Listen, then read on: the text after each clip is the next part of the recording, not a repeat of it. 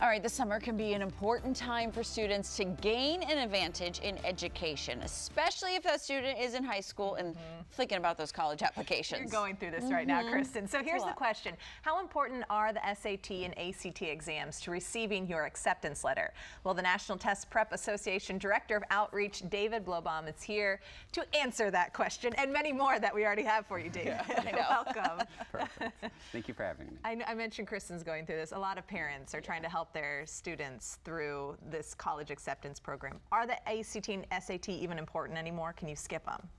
I mean, you could skip them. You can skip a lot of things in the college admissions process. You could, you know, not send any extracurricular activities. You could not send your SAT scores. But the more things that you can send that make you look good will help you in the college application process, not only to get accepted, but also to get more merit aid and more scholarships. Because key. The better you look to that college, the more they're going to compete with other colleges to get that prized applicant to come. So it's very helpful not only for getting in, but being able to actually afford college. And so we have a senior that's going off to college, and the school she didn't get into we were surprised at, but once we looked at the numbers, like the amount of kids applying to these schools is, I think obviously some of it's probably from COVID too, but it's just so much more competitive now. So much more competitive. It's crazy. That's terrible news, David. But you mentioned the merit scholarship. I mean, that's key too. I feel like when you're really thinking about whether it's the acceptance, it's the money you can get from the university is going to really help.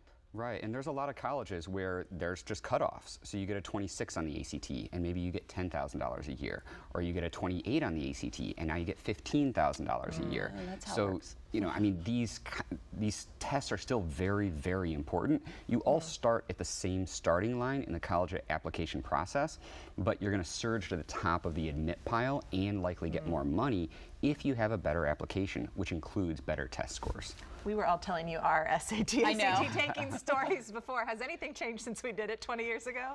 A lot has changed.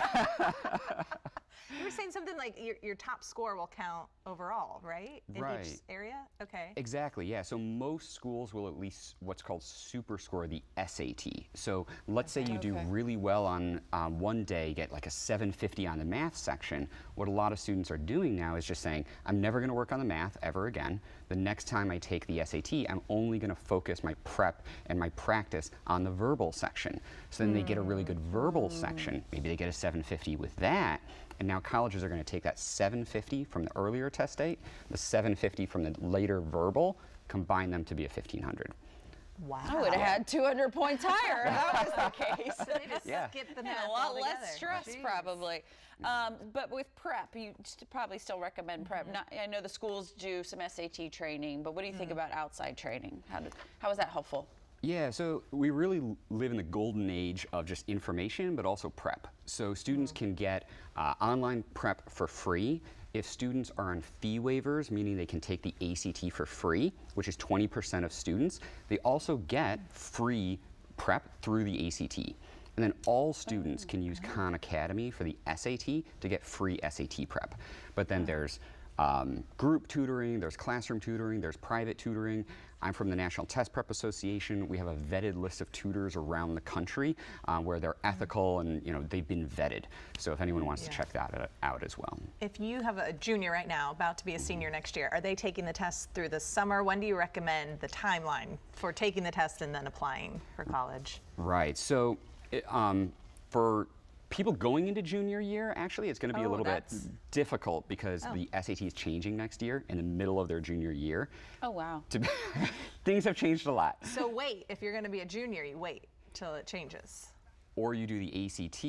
Oh, okay. Get that prep workout. Right, but for current juniors who are going to be going into senior year, I would absolutely see which test is better for you. So take at least a practice test of each, see which one fits you best, and then continue to prep for that test and take that test. There's so much. I learned so much now. Okay, I feel a little more prepared. Thank you. You can always learn more at nationaltestprep.org. Still so many questions.